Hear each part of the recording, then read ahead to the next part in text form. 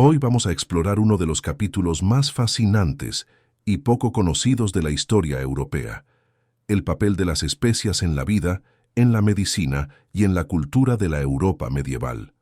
Antes de continuar con el video, recuerda suscribirte al canal para más narrativas documentales como esta. Imagine una mesa puesta en un salón de piedra fría, iluminado por la tenue luz de velas de sebo. Es el año 1350. Un pescado cocido llega a la mesa cubierto por una fina capa de polvo oscuro. El aroma es inconfundible: pimienta negra. Aquel puñado de granos molidos recorrió más de 10.000 kilómetros desde las selvas tropicales del sur de la India, pasando por manos de decenas de comerciantes, atravesando océanos, desiertos y montañas, sobreviviendo a tormentas y tasas aduaneras acumuladas en cada frontera cruzada. Sobre aquel plato sencillo reposa una sustancia que vale más de lo que muchos campesinos verán en toda su vida. Esta es la historia de las especias en la Europa medieval. No es solo una historia sobre sabor o cocina. Es una historia sobre poder, riqueza, medicina, creencias y sobre cómo algunos granos, cortezas y semillas, traídos de tierras lejanas y misteriosas, transformaron la manera en que millones de personas comían, vivían y comprendían su propio cuerpo. Es una historia que, al fin y al cabo, ayudó a rediseñar el mapa del mundo. Para comprender el lugar que las especias ocupaban en la Europa medieval, es necesario primero entender la escala de esa obsesión. Los números son impresionantes. Cada año, Europa importaba aproximadamente 1.000 toneladas de pimienta negra y otras 1.000 toneladas de jengibre, clavo de olor, nuez moscada y canela combinadas. El costo total de estas importaciones equivalía al valor del suministro anual de pan para cerca de 1,5 millones de personas. En una época en la que gran parte de la población vivía al margen de la subsistencia, en la que una mala cosecha podía significar el hambre para aldeas enteras, la cantidad de riqueza invertida en especias revela algo profundo sobre los valores y las prioridades de aquella sociedad. Las especias no eran solo un ingrediente, eran un símbolo de estatus, un marcador social, una frontera invisible entre los que podían y los que no podían. La abundancia de especias en los libros de recetas medievales que han sobrevivido hasta nuestros días confirma esta realidad. Estos manuscritos, escritos en latín, francés, inglés y otras lenguas, contienen recetas destinadas casi exclusivamente a la nobleza y a las clases pudientes. Son platos elaborados que piden cantidades generosas de pimienta, canela, jengibre, clavo y azafrán. Pero hay un detalle que los historiadores frecuentemente señalan.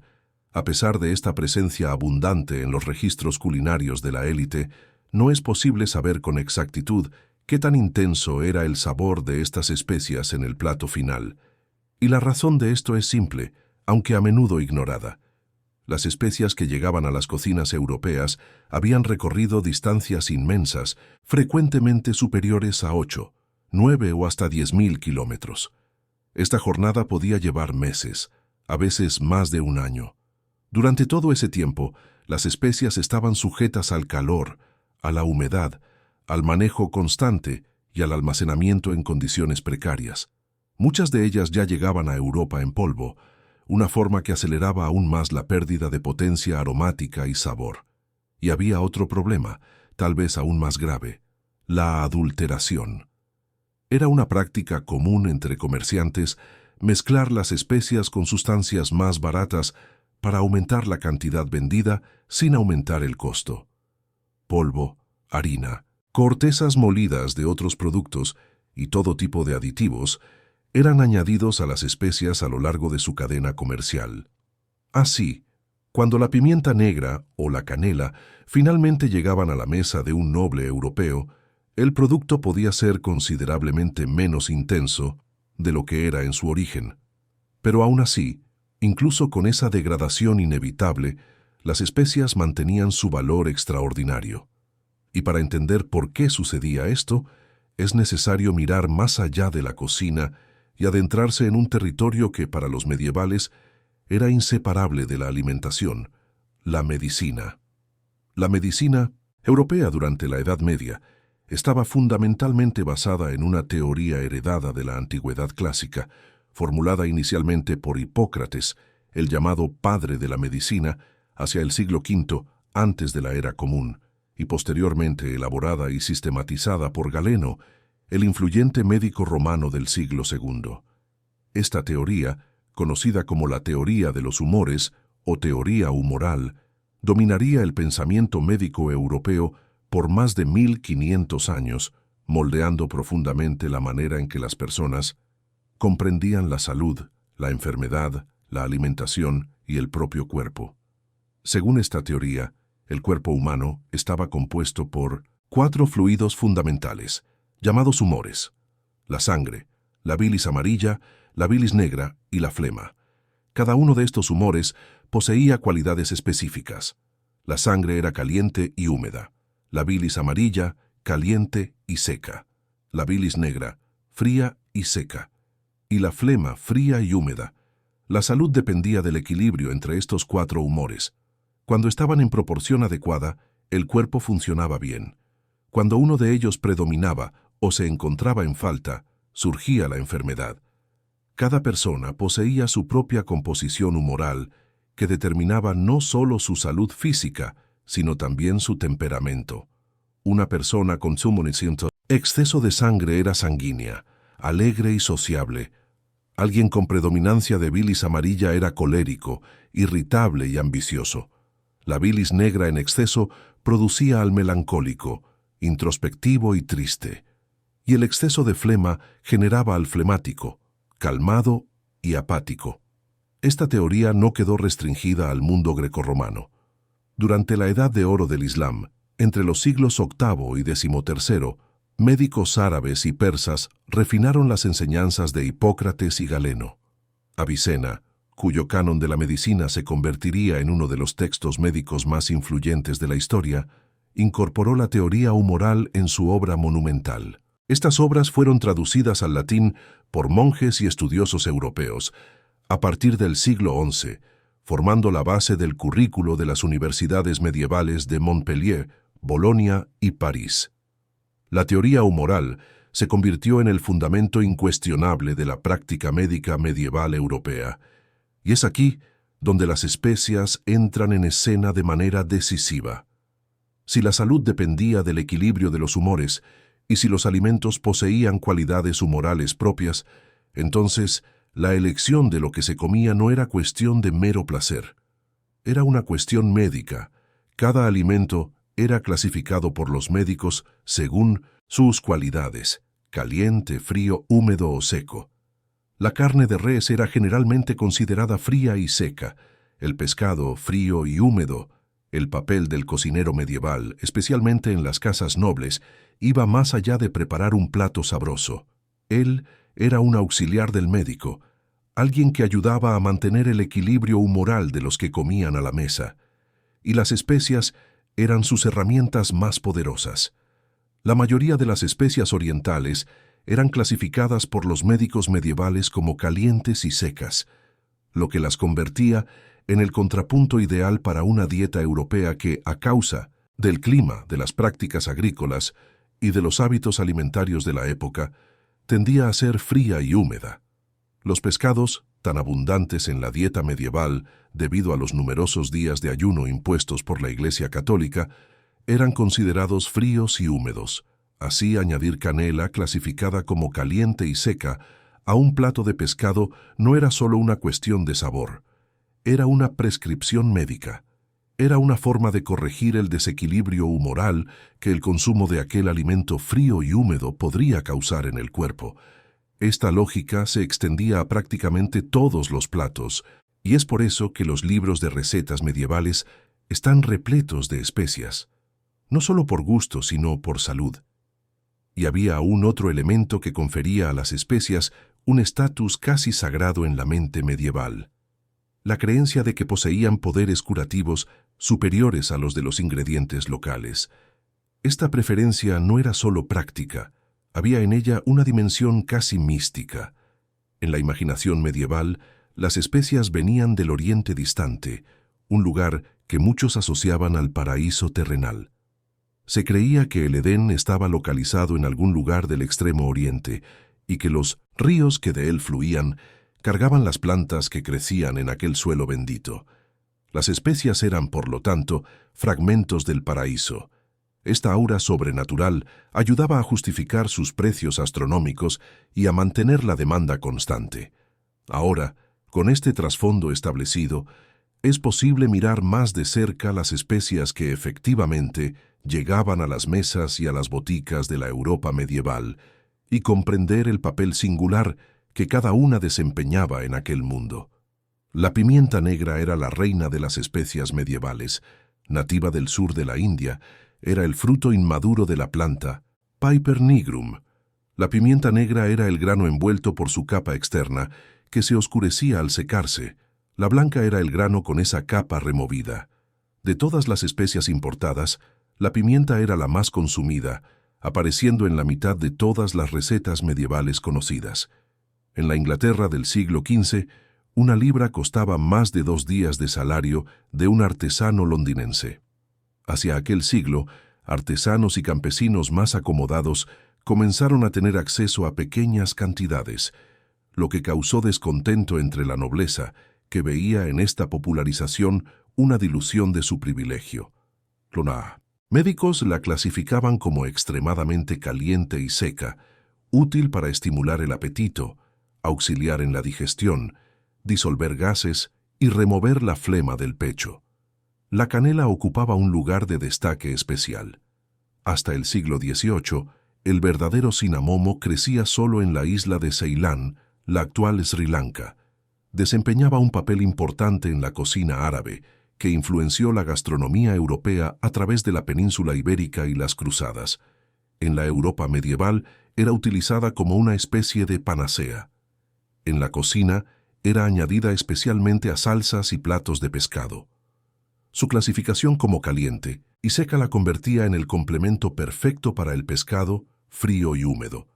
Mercaderes árabes difundían historias fantásticas sobre su origen. Una de las leyendas más célebres afirmaba que la canela era recolectada de nidos de pájaros míticos llamados cinamólogus, erigidos en acantilados inaccesibles de Arabia. La única forma de obtenerla era atraer a las aves con grandes trozos de carne, cuyo peso hacía que los nidos se derrumbaran. El clavo de olor era otra especia de valor extraordinario. Hasta el siglo XVIII era cultivado exclusivamente en las islas de Ternate y Tidore, en las Molucas, frente a Nueva Guinea. En la Inglaterra del siglo XVI, trabajadores portuarios de Londres llegaron a recibir bonos en clavos. En la cocina medieval, aparecía en preparaciones de carne, pescado, postres y panes de jengibre.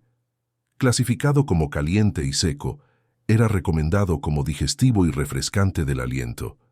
El jengibre, traído de la India, era una de las especias más versátiles.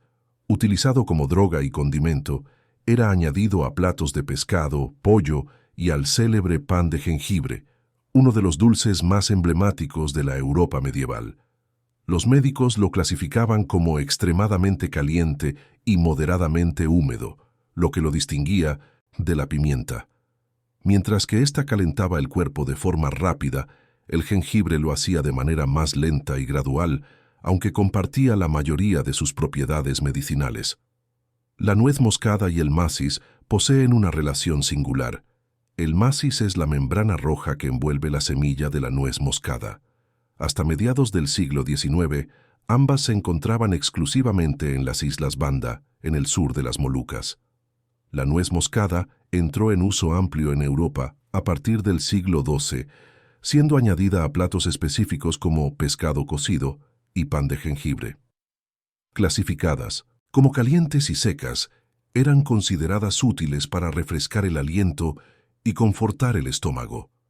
El valor de la nuez moscada era tan alto que su precio podía aumentar hasta en un 32.000% entre el origen y los mercados europeos. El azafrán era entonces, como es ahora, la especia más cara del mundo. Cerca de 70.000 flores producen solo medio kilo.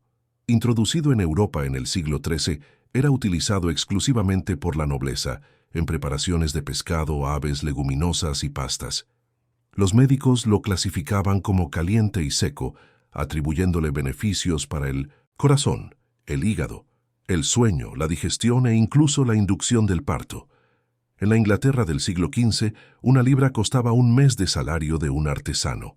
El cardamomo, nativo de la India, llegaba a Europa en pequeñas vainas triangulares de cáscara fina, conteniendo semillas negras de sabor fuerte y aroma intensamente aromático. Aunque no tan presente en los libros de recetas medievales como la pimienta o la canela, el cardamomo encontró un nicho particularmente acogedor en los países escandinavos, donde pasó a ser utilizado extensivamente en panes, masas dulces y platos salados. Una tradición culinaria que persiste hasta nuestros días en aquella región. El cilantro, aunque nativo del Mediterráneo, solo hizo su aparición en la Europa septentrional en el siglo XIV. Sus semillas proporcionaban un sabor cálido, almendrado, ligeramente picante y con notas cítricas. En la Alemania medieval era añadido a diversos platos, mientras que en Polonia era utilizado en la fabricación de salchichas y en el pan de centeno, como alternativa a la alcarabea. La cubeba, también conocida como pimienta de Java, era producida en la isla de Java. Sus semillas con tallos aún adheridos eran secadas al sol y utilizadas en la cocina árabe medieval, especialmente en mezclas calientes de especias. A través de la influencia árabe, la cubeba encontró su camino hacia la cocina europea medieval y hacia la medicina. Sin embargo, nunca alcanzó la popularidad de la pimienta negra, permaneciendo como una especia de nicho, más conocida entre los boticarios que entre los cocineros. El comino, nativo del suroeste asiático, era utilizado en una variedad de platos desde la antigüedad, en Persia, en Siria, en Grecia y en Roma. En la cocina medieval europea era añadido para conferir una sensación terrosa y acogedora, siendo especialmente apreciado en potajes, aquellas sopas espesas y sustanciosas que constituían la base de la alimentación cotidiana en muchas casas. La galanga, que se asemeja visualmente al jengibre, poseía un sabor que combinaba las características del jengibre con las de la pimienta, resultando en una pungencia singular. En toda la Europa medieval, era comúnmente añadida a platos destinados a la nobleza y a las clases pudientes. Los médicos la clasificaban como extremadamente caliente y seca y la recomendaban para tratar estómagos fríos, como auxiliar digestivo y como refrescante del aliento. Los granos del paraíso eran el fruto de una planta herbácea semejante a un junco. A pesar de su naturaleza clasificada como caliente y húmeda, estos granos se volvieron extraordinariamente populares en la Francia medieval tardía. Su nombre evocador, granos del paraíso, no era casual. Se hacía eco de aquella creencia medieval de que las especias más preciosas tenían su origen en el Edén, y ese nombre ciertamente contribuía a la fascinación que ejercían. La pimienta larga, nativa del noreste de la India, era más pungente que la pimienta negra, tanto la negra como la blanca. Recibía su nombre por la forma alargada de su espiga, que contenía las pequeñas semillas. En la Europa medieval desempeñaba un papel importante, tanto como especia como droga, siendo prescrita por médicos para una serie de condiciones. El sésamo, nativo del Medio Oriente, era utilizado tanto por sus semillas como por su aceite desde los tiempos de la antigua Sumeria y de Egipto. En la Edad Media era apreciado por su sabor rico y almendrado, frecuentemente añadido a panes. En la España medieval, bajo influencia árabe, las semillas de sésamo eran transformadas en una pasta llamada tahini, que mezclada con miel, producía un dulce popular. El azúcar merece mención especial. En la Europa medieval, era tratado como una especia. Originario de Nueva Guinea, fue introducido en el Mediterráneo por los árabes que cultivaban caña de azúcar en España, Sicilia y Chipre. Para la mayoría de los consumidores, era un lujo espolvoreado parcamente sobre platos dulces o salados, o combinado con almendras y arroz para crear platos cuaresmales lujosos. Clasificado como moderadamente caliente y húmedo, era considerado superior a la miel, benéfico para el pecho, pulmones, riñones, vejiga y, curiosamente, para la obesidad. La cúrcuma, planta herbácea perenne nativa de la India, era ampliamente utilizada en la Europa medieval como alternativa al azafrán, que era infinitamente más caro. Su papel principal era como agente colorante, capaz de producir un amarillo rico y vibrante que imitaba el tono dorado del azafrán en platos y preparaciones, permitiendo que cocineros de recursos más modestos alcanzaran una apariencia visual semejante a la de los platos de la alta nobleza. Pero ¿cómo llegaban todas estas especias a Europa? Las rutas de las especias conectaban los confines del sudeste asiático, pasando por la India, Persia, Arabia y el norte de África, hasta los puertos del Mediterráneo. Durante siglos, comerciantes árabes dominaron el comercio intermediario, transportando especias por rutas marítimas por el Océano Índico y el Golfo Pérsico, o por rutas terrestres por Arabia y Mesopotamia, hasta los centros de Constantinopla, Alejandría, Beirut y Alepo. En cada punto de parada se cobraban tasas y cada intermediario añadía su margen. El precio de 1 kilo de pimienta negra podía ser de apenas 1 o 2 gramos de plata en la India, pero llegaba a 20 o 30 gramos en los mercados consumidores del norte de Europa. Y era en Venecia donde convergían las rutas. Del siglo XI al XV, Venecia detentó el monopolio del comercio de especias para la Europa occidental.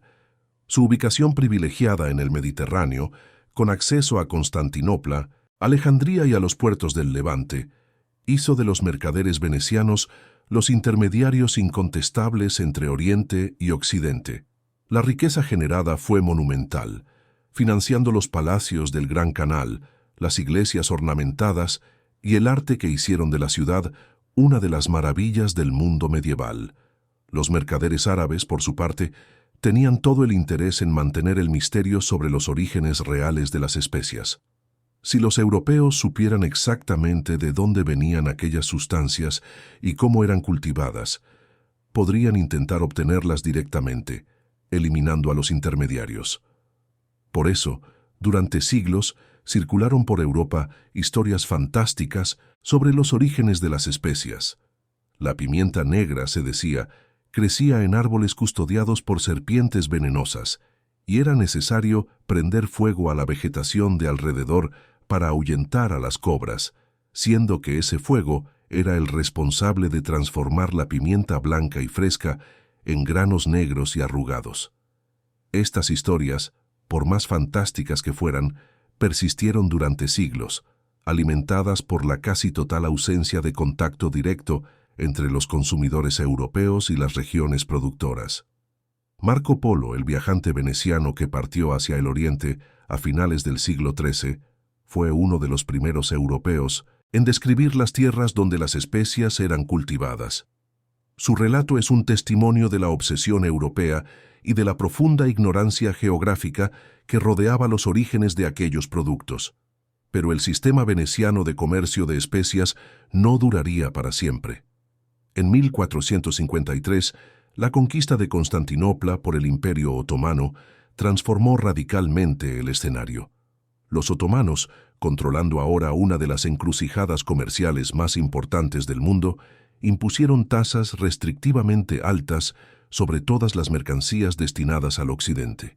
El acceso a las especias a través de las rutas tradicionales se volvió progresivamente más caro y más difícil. Fue este estrangulamiento lo que plantó la semilla de una de las mayores transformaciones de la historia mundial, la era de los descubrimientos. Impedidos de obtener especias a precios viables por las rutas tradicionales, Portugal y España invirtieron en expediciones marítimas. En 1488, Bartolomeu Díaz bordeó el Cabo de Buena Esperanza. En 1492, Colombo, buscando una ruta occidental hacia las Indias, encontró un continente entero. En 1498, Vasco da Gama completó la ruta marítima hasta Calicut, en la India, abriendo el camino directo a las fuentes de las especias. A partir de 1500, Portugal y después otras potencias intentaron controlar no solo el comercio, sino los propios territorios productores. En 1511, Afonso de Albuquerque conquistó Malaca. De allí, expediciones llegaron a las Islas Banda, fuente de la nuez moscada, en 1512. La carrera por las especias se había transformado en conquista colonial. Pero volviendo a la mesa medieval, hay un aspecto que merece atención especial: la relación entre las especias y los días de ayuno impuestos por la Iglesia Católica. La dieta medieval estaba profundamente moldeada por el calendario religioso. Los fieles estaban obligados a abstenerse de carne durante la Cuaresma, en las vísperas de fiestas religiosas, los miércoles y viernes y en diversos otros días a lo largo del año. En esas ocasiones, el pescado se convertía en el alimento principal, y como el pescado era clasificado por la teoría humoral como frío y húmedo, las especias calientes y secas, como la canela, el clavo y la pimienta, se volvían no solo deseables, sino, en la lógica médica de la época, necesarias para mantener el equilibrio del cuerpo. Así, la demanda de especias estaba íntimamente ligada a la práctica religiosa, creando un ciclo de consumo que se renovaba cada semana y cada estación litúrgica. En las boticas medievales, las especias ocupaban un lugar de destaque. Los boticarios mantenían existencias de pimienta, jengibre, canela, clavo y nuez moscada, que eran dosificadas y combinadas con minerales y productos de origen animal para crear medicamentos. Los médicos prescribían estas preparaciones para tratar desde problemas digestivos hasta enfermedades respiratorias y melancolía. El acceso a estos medicamentos estaba determinado por la condición social. Para los ricos, remedios a base de especias importadas. Para los pobres, hierbas locales consideradas menos eficaces. Existe un mito persistente que merece ser mencionado: la idea de que las especias disfrazaban el sabor de la carne podrida. Esta noción ha sido refutada por historiadores. Paul Friedman argumenta que la carne fresca no era difícil de obtener para los razonablemente acomodados. Además, dadas las cotizaciones de las especias, intentar salvar carne dudosa con clavo o nuez moscada sería un desperdicio absurdo. Las especias se usaban para realzar y transformar los platos, además de cumplir funciones médicas. A medida que los siglos pasaban, el comercio de especias moldeó la geopolítica mundial. Los holandeses e ingleses establecieron sus compañías de las Indias Orientales, controlando vastas porciones del comercio en el sudeste asiático. Las especias, motor del comercio medieval, se convirtieron en motor del colonialismo europeo. Islas fueron conquistadas, poblaciones subyugadas y guerras libradas por el control de árboles que producían clavos, nueces moscadas y canela. Con el tiempo, a medida que las rutas se multiplicaron y los europeos aprendieron a trasplantar especias a otras regiones tropicales bajo su control, los precios comenzaron a caer. La pimienta negra, que un día fue moneda de cambio y símbolo de riqueza, se volvió gradualmente accesible a franjas cada vez más amplias de la población. El azúcar, que en la mesa medieval era espolvoreado con la parsimonia de quien manipula oro, se transformó en el ingrediente abundante y barato que conocemos hoy. La canela, la nuez moscada, el clavo, especias que un día valían fortunas y que motivaron el descubrimiento de nuevos mundos, pueden hoy encontrarse en cualquier estante de supermercado por una fracción ínfima de su antiguo valor. Y sin embargo, cuando espolvoreamos canela sobre un postre o molemos pimienta sobre un plato, estamos repitiendo un gesto con raíces profundas. Usamos las mismas sustancias que atravesaron océanos, pasaron por cientos de comerciantes, fueron pesadas en boticas medievales y motivaron a reyes a financiar expediciones hacia lo desconocido. La historia de las especias en la Europa medieval es la historia de cómo algo tan pequeño como una semilla puede transformar civilizaciones. Es la historia de cómo el deseo por el sabor, por la salud y por el misterio puede atravesar océanos y rediseñar fronteras. Y es una historia que nos recuerda que las fuerzas más poderosas de la historia no siempre son ejércitos. A veces son simplemente granos. Si esta jornada por las rutas de las especias despertó su curiosidad, si el aroma de esta historia quedó en el aire y dejó ganas de saber más, entonces considere suscribirse a este canal. Cada suscripción, cada me gusta, cada comentario que usted deja es como un grano de pimienta añadido al plato, pequeño en sí mismo, pero esencial para dar sabor al todo. Deje en los comentarios qué período de la historia más le fascina, qué tema le gustaría ver explorado en el próximo viaje al pasado. Y no se olvide de activar las notificaciones, porque así como las especias que recorrían el mundo para llegar al destino correcto, nuestros próximos vídeos llegarán directamente hasta usted, sin intermediarios y sin retrasos. Hasta la próxima jornada.